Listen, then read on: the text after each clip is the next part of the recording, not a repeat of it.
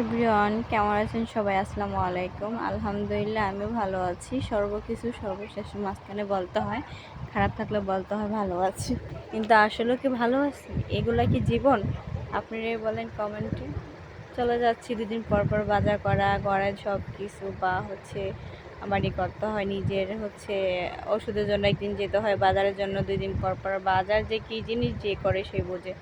যাই হোক, আজকে চাষারাতে বাজার করতে গিয়েছিলাম। সবজি এখানে অনেক কম দামের তরকারি পাইকারি দামে পাওয়া যায়, যেটা বাসার সামনে 100 টাকা তরকারি নিলে এখান থেকে 200 টাকা তরকারি আনা যাবে পাইকারি দামে। এরম টাইমে আসলে পাওয়া যায়। যাই হোক, সর্বশেষ আমি শুটকিটা নেওয়ার জন্য আসছিলাম। আজকে ছিল 4 পদের শুটকি দিয়ে বানিয়ে ভর্তা দিয়ে ভাত খাবো, কিন্তু শুটকিটা নিলাম 1 পদেরই। আর এখানে মরিচ সর্বশেষে এখানে কাঁচা মরিচের দামও কম ছিল, তো আমি ভাবলাম এখান থেকে নিয়ে নিই।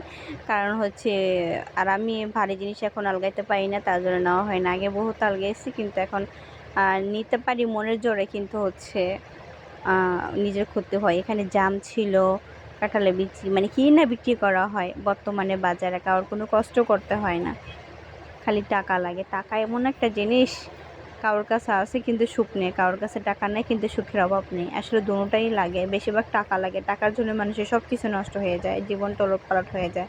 টাকা দিয়ে হয়তো সময়ের জন্য সুখ খুঁজে পায়, কিন্তু সারা জীবনের মতো সঙ্গী ভালো মতো পায় না।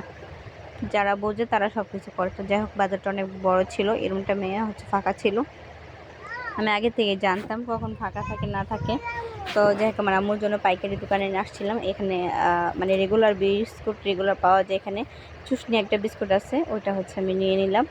আর কয়েকটা জিনিস নিয়ে নিলাম, কারণ বাইরে জিনিস না খাওয়ানোই ভালো আমি মনে করি। আর আদরে বসে খেয়ে ফেলে কিছু করে না। তো এখানে আমি লাস্টে পর্যায়ে ফুলের দোকানে এসেছিলাম, কারণ আমি একটা বিয়ের প্রোগ্রামে যাব। ফুল দেখতে আসছিলাম। গহনা কত করে বিক্রি করে, কত রেট, ক্যাশ বিষয়। তো এখানে বললাম কয়দিনে অর্ডার দিবে ইয়ে হয়। আর এখানে আমার আম্মুর জন্য দেখেন, ওরা যেহেতু বাইরে জিনিস খাওয়ার না লাগে, আমি পাইকারি দোকান থেকে দুধ নিয়ে আসছি কিনে। আর আসার পর দেখি বাসায় আজকেও পিঠানো বানানো হচ্ছে, আমার পছন্দের পিঠা। তো তেলে গ্যাস্ট্রিকের সমস্যা দেখে তার জন্য সিদ্ধ দিয়ে নারকেল চিনি পাক দিয়ে সিদ্ধ করে খেলে তো আর গ্যাস্ট্রিকের কোনো প্রবলেম হবে না। তো যাই হোক, রাত্রের কারণে আমার নানু পানি বেশি দিয়ে ফেলছিল, তার জন্য পিঠাগুলো ভিজে গেছিলো। তাতে কোনো ব্যাপার না, বানিয়ে দিয়েছি এটি, আলহামদুলিল্লাহ সবাই মিলে খেয়েছি। তো অবশেষে রাত্রে দেখি আমার আম্মুর প্রচণ্ড জ্বর এসেছিলো। তো জ্বরের মাসে রাস্তায় গিয়ে দেখি কার যেন একটা পালিত বিলে আমাদের বাসার সামনে। আসলে বিড়াল কুকুর অনেক মানুষই শখ করলে পালে, কিন্তু আমার ওরকম কোনো শখ নেই। তারপরও দেখি মনে হচ্ছে বিদেশি বিড়াল। 4টা বিড়াল, দেখেন লাইটগুলো কেমন চকচক করতেছে। তো বিড়ালগুলো দেখে ওকে থামানোর চেষ্টা করতেছিলাম, ওই বিড়ালের সাথে কথা বলতেছিল।